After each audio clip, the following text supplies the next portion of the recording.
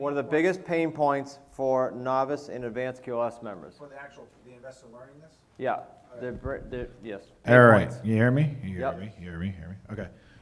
For me, it was I set horrific expectations for myself of what I was going to. I didn't give myself any time to learn and only gave myself room to cash checks, and I wasn't ready for that. Just because you're good at your career and you've been crushing it for 15, 20 years doesn't mean you're going to come into something new and not put in the work. And that made my first 8 months way more painful than it had to be. And I didn't celebrate wins. I just kept looking at how far away something was. There's an imaginary line, right, Zach? It's that line where people feel like they're literally 10 miles away, but realistically you can pull a curtain and you're right there. But a lot of people, they stop right before. So Didn't Brian say the same thing? He was great at elevator sales, but he was petrified of this until he got good at it. For sure. Russ, you run the whole 90-day curriculum.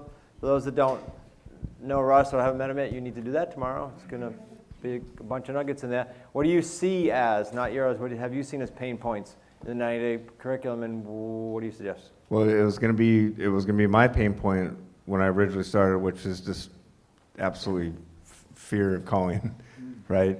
Because I avoid conflict at all costs in my personal life. So I was definitely afraid of being told no, and I would shut down, and I wouldn't follow up with those questions that I know now, like the follow-up questions as far as what are you going to do if you don't sell, When they said no originally, I just hung up the phone and called the next one.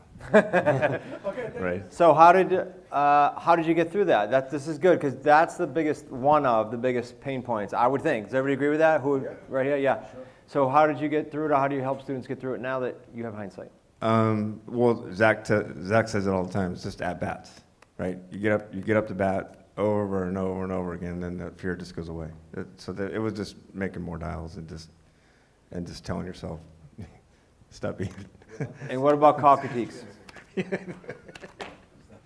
Side jokes. What about call critiques? I love them.